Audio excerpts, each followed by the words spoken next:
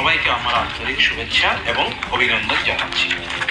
উচ্চ মাধ্যমিক 2024-এ সবাই পাশ করবে। 8/5/2024 একটার সময় বেলা 1টার সময় পোর্টালের মাধ্যমে অনলাইনে রেজাল্ট দেখতে পারবে এবং 3টে থেকে তোমাদের অবশ্যই তোমাদের 3টে বা 10 তারিখ 3টে থেকে বা দুপুরবেলা 1টা থেকে রেজাল্ট কিন্তু স্কুলে প্রত্যেকের মার্কশিট দিয়ে দেবে স্কুলের ক্যাম্প অফিস থেকে এবং প্রেস করবে ঠিক 1টার সময়।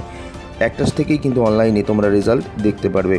তো এর পাশাপাশি তোমাদের বলে দিই, সবাই পাস করছে। তোমরা এবছর যেহেতু শেষ ব্যাচ, পরবর্তী বছরে কিন্তু সেমিস্টার ভিত্তিক পরীক্ষা হবে। তা উচ্চ মাধ্যমিকে সবাই পাস কেন এরকম বলা হচ্ছে? প্রসঙ্গত কী বললেন মুখ্যমন্ত্রীর বক্তব্য যে আগে উচ্চ মাধ্যমিক পরীক্ষার ছাত্রছাত্রীরা অধিকাংশ 60 থেকে 70% নম্বর পেলেও সম্প্রতি বেশ কিছু বছর ধরে নম্বরের হার মাত্রা বেড়েছে।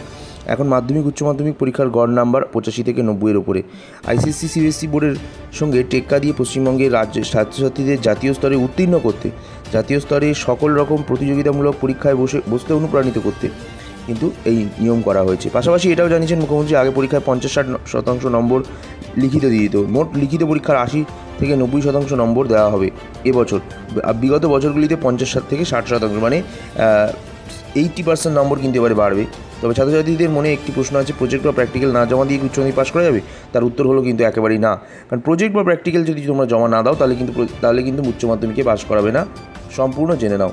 কারণ হলো প্র্যাকটিক্যাল বা প্রজেক্টটি কিন্তু সেই নাম্বারটা অ্যাড হয় তোমাদের টোটাল নাম্বারের সাথে। তো সেই নাম্বারটা স্কুল যদি না পায় পর্ষদকে জমা দিতে পারবে না এবং তোমরা কিন্তু তাহলে ফেল করবে। তাই প্রজেক্ট জমা দিয়েছো যারা, একেবারেই চিন্তা করো না। পর্ষদ সভাপতি কিন্তু রেজাল্ট নিয়ে 12টা থেকেই, অবশ্যই 12টা 12:30 থেকেই প্রস্তুতি শুরু করে দেবে, প্রেস বিজ্ঞপ্তি জারি করে দিয়েছে। কিন্তু আমরা কিন্তু বেলা ঠিক 1টার আগেই আমরা লাইভে থাকবো, তখন কিন্তু তোমরা তোমাদের রেজাল্ট অনলাইনে আমাদের কাছ থেকে চেক করে নিতে পারো। এর পাশাপাশি তোমাদের চেক করার অনেক পদ্ধতি বলে দিয়েছি। পুরো ভিডিওটা দেখার জন্য অত্যন্ত ধন্যবাদ। এর পাশাপাশি যদি উচ্চ মাধ্যমিক রেজাল্ট নিয়ে আরও কিছু প্রশ্ন থেকে থাকে তোমাদের মনের মধ্যে, যে কততে পাস করবো, তুমি কত পেতে পারো, তো সেগুলো কিন্তু অবশ্যই আমাদের কমেন্ট করতে পারো। এর পাশাপাশি ইনস্টাগ্রাম, হোয়াটসঅ্যাপ, ফেসবুকের মাধ্যমে শেয়ার করতে পারো। আর আমরা অবশ্যই যে লাইভটায় আসবো সেই লাইভটার মধ্যে কিন্তু বিভিন্ন প্রশ্ন করবে, উত্তর দেওয়ার চেষ্টা করব। লাইভ কিন্তু উচ্চ মাধ্যমিক রেজাল্টের আগেই আসবো।